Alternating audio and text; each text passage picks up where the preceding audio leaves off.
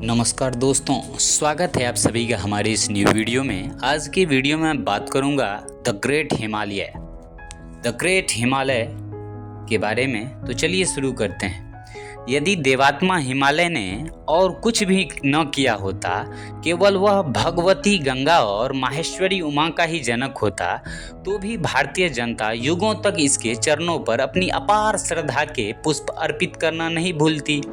गंगा और उमा पर्वत शिरोमणि हिमालय की अक्षय कीर्ति पताकाएं हैं। गंगा जिसने 60,000 अभिशप्त सगर पुत्रों का उद्धार किया तथा जिसने अखंड बाल ब्रह्मचारी भीष्म का जनन किया, और पार्वती जिसने तपस्या के बल पर कामजित प्रलय शंकर को अपने प्रलय पाश में बांधा तथा स्कंद का जनन कर महापात की तारासुर का विनाश किया। यह सब दोनों के धर्मात्मा पिता हिमालय का पुण्योदय था। हिमालय के महात्म्य का कहना ही क्या। यहाँ सप्तर्षिगण अपने लोक से उतरकर कमल पुष्प तोड़ने आते थे। इसके तपोवनों में बड़े बड़े प्रतापी राजा विनीत वेश में प्रवेश करते थे। यहाँ के आश्रमों में सदा वेद पढ़ने वाले की वेद ध्वनि होती रहती थी। सन्यासियों की समाधि यहीं लगती थी।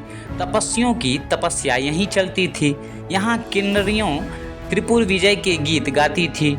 यहाँ दर्पण की तरह स्वच्छ झीलों में सिद्धांगनाएं अपना अपरूप रूप निहारती थी। वृक्ष की कोमल टहनियों पर शिव के हास्य की तरह दुग्ध धवल हिम यहाँ जमा रहता है। यहाँ देवदारू अर्जुन तथा साल के वृक्ष सेवक की तरह बंदगी बजाते रहते हैं। यहाँ कृष्णसार मृगों की चौकरी से मखमली फूल खिलते हैं। कभी हिरनियों अपनी जहरीलों पूंछों से इस गिरिराज पर चवर डुलाने का काम करती रहती थी। इसलिए रामधारी सिंह दिनकर ने ठीक ही कहा है, मेरे नगपति मेरे विशाल, साकार दिव्य गौरव विराट, पौरुष के पुंजभूत ज्वाल, मेरी जननी के हिमक्रीट, मेरे भारत के दिव्य भाल, मेरे नगपति मेरे विशाल। एक और हिमालय के गौरीशंकर, कृष्णाशैल, धौलागिरी, कंचनजंगा, केदारनाथ, नीलकंठ जैसे तुषार मंडित शिखर सारे संसार को सात्विकता का संदेश देते हैं। तो दूसरी ओर सिंधु, झेलम, रावी, सतलज, व्यास, गंगा, यमुना, ब्रह्मपुत्र, सरयू, गंडकी जैसे इसकी आत्मजा नदियां भारत को सस्य श्यामला ही नहीं बनाती, वरन इसके इतिहास को समुज्वल कर रही है। इतना ही नहीं, भारत का यह अडिग प्रहरी बर्फ का कवच धारण किए हुए कश्मीर से कामरूप तक लगभग 800 कोसों तक अपनी विशाल बाहुएं फैलाए तथा गौरी शंकर का निशाना साधे रक्षा करता रहता है। ऐसे प्रहरी के कारण ही भारत मां निश्चिंता की सांस सोती रही। उसकी संतानें मौज और मस्ती में से दिन बिताते रही। एक बार सहसा 1962 ईस्वी के 20 सितंबर को जुल्मी चीनियों ने हमारे इस दुर्धर्ष प्रहरी को रोदना शुरू किया। हमारा अभयदाता रक्षक एक बार तिलमिलाया। दुश्मनों के खूनी पंजों ने उसे लहूलुहान किया और तब इसने हमें पुकारा। नेपाली की ये कविता है। शंकर की पूरी चीन से सेना को उतारा, 40 करोड़ों को हिमालय ने पुकारा। शांति की मीनार पर अशांति के बादल घिर आए। हिंद की दीवार पर विस्फोटक बम गोले बरसने लगे। सोए सागर में तूफान आया। शंकर के वासु की नाग फुफकार उठे। हमने हिमालय की पुकार पर प्राणों की बाजी लगा दी। फिर क्या था, चीनी चींटी की तरह भागते नजर आए। हिमालय भारतीय संस्कृति का आधार स्तंभ है। यह हमारी सभ्यता का कीर्ति ध्वज है।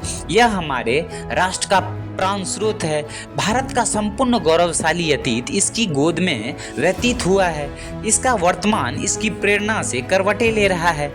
हम भारतवासियों ने भिक्षा की झोली फैलाने में कभी विश्वास नहीं किया।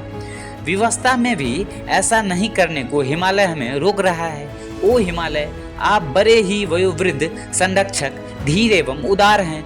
आज हम आपसे एक बात पूछना चाहते हैं कि आपने अपने हिमानी मार्गों पर गदाधारी भीम, गांडवधारी अर्जुन, रूपवान नकुल, विद्याव्यसनी सहदेव तथा नए विशारदा द्रौपदी को क्यों गल जाने दिया। भारत माँ बड़ी व्यग्रता से अपनी इन संतानों को ढूंढ रही है। आज विश्व में फिर एक बार लोमहर्षक महाभारत छिड़ने वाला है। अनु अस्त्रधारी कौरवों की विशाल वाहिनी उमड़ती चली आ रही है। क्या आप उन पांडवों को हमें शीघ्र लौटा नहीं देंगे? तो दोस्तों, ये था हमारा आज का वीडियो, हमारा ऑडियो बुक जो कि था द ग्रेट हिमालयाज, हिमालय के ऊपर। आशा करता हूँ कि आप लोग को ये हमारा ऑडियो बुक आज का अच्छा लगा होगा। यदि अच्छा लगा हो तो प्लीज़ लाइक शेयर सब्सक्राइब और कमेंट ज़रूर करें। फिलहाल आज के वीडियो में इतना ही। मिलेंगे आपसे फिर कल किसी न्यू टॉपिक के साथ, न्यू ऑडियो बुक के साथ। तब तक के लिए थैंक्स फॉर वॉचिंग।